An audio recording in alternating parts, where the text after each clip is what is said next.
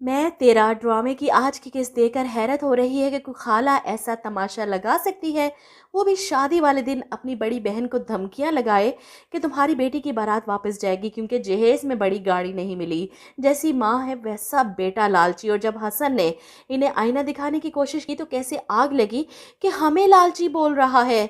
लालची को लालची नहीं कहेगा तो और क्या कहे बेचारा। हसन अपनी इस्तिताअत से बढ़कर अपनी बहन की शादी कर रहा है कि मेरी सारी जमा पूंजी लग चुकी है इस शादी में और जितनी मेरी औकात थी इस हैसियत की मैंने गाड़ी दी है, लेकिन फराज और इसकी माँ को ये गाड़ी कबूल नहीं। बारात वापस ले जाने की धमकियां दी जाती हैं कि भाई तो अपनी बहनों के लिए न जाने क्या क्या कुछ करते हैं, ये एक बड़ी गाड़ी नहीं दे सका। ऐसे में हसन को भी गुस्सा आता है कि आप अपने बेटे फराज से कहें ना कि वो अपनी कमाई की गाड़ी लाकर खड़ी करे, देखता हूँ कितने अरसे में गाड़ी खरीदता है इतनी बड़ी। इस वक्त फराज को सिर्फ अपने दोस्तों के सामने अपनी नाक ऊंची करने की पड़ी थी। बड़ी गाड़ी तो किसी कीमत पर लेकर रहेगा वरना शादी नहीं करेगा। और माँ ववेला मचाकर अपनी बहन की और अपने खानदान की नेक नामी कर रही है। स्टेज पर बैठी मेहरू परेशान होकर कशमाला को इशारा करती है अपने पास बुलाने के लिए। कशमाला इसके पास जाती है तो फराज इसे घूर कर देखता है। इसे लगता है कि इसी के कहने पर इसे बड़ी गाड़ी नहीं दी जा रही।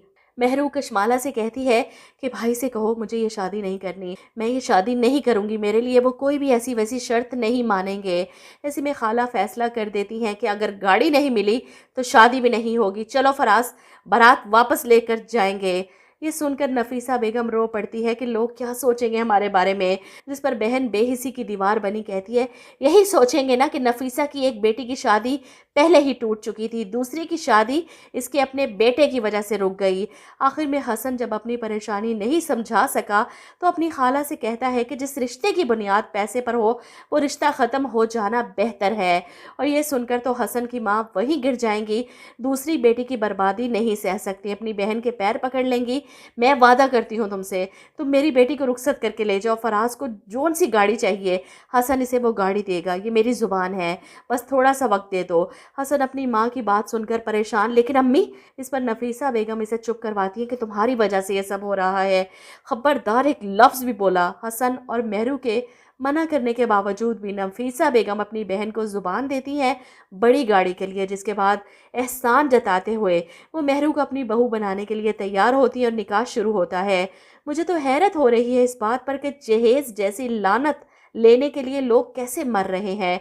फराज जो अपनी माँ को मना करता रहा लेकिन मजबूरन मेहरू से निकाह करके इसे रुखसत करके अपने घर ले आता है, लेकिन पहली रात इसका वो हाल करता है, इसका सारा जेवर नोच नोच कर उतारता है कि तुम्हारे भाई के पास पैसे थे तुम्हें ये जेवर पहनाने के लिए, लेकिन मेरी गाड़ी के पैसे नहीं थे। इसकी हरकत पर मेहरू टूट जाती है। वो तो ये शादी करना ही नहीं चाहती थी। इसके भाई ने जिस चाव से इसकी शादी की, इसे पता चले कि इसके साथ क्या सलूक हुआ पहले ही दिन, तो वो बर्दाश्त नहीं कर पाएगा। वहीं हसन अगले दिन नाश्ता लेकर जाता है घर वालों के साथ अपनी बहन मेहरू के लिए, और फराज के छोटे से गिराज में खड़ी इस जहेज की गाड़ी को देखकर इस पर हाथ फेरता है, जिसकी वजह से इसकी बहन की खुशियां दांव पर लग चुकी हैं।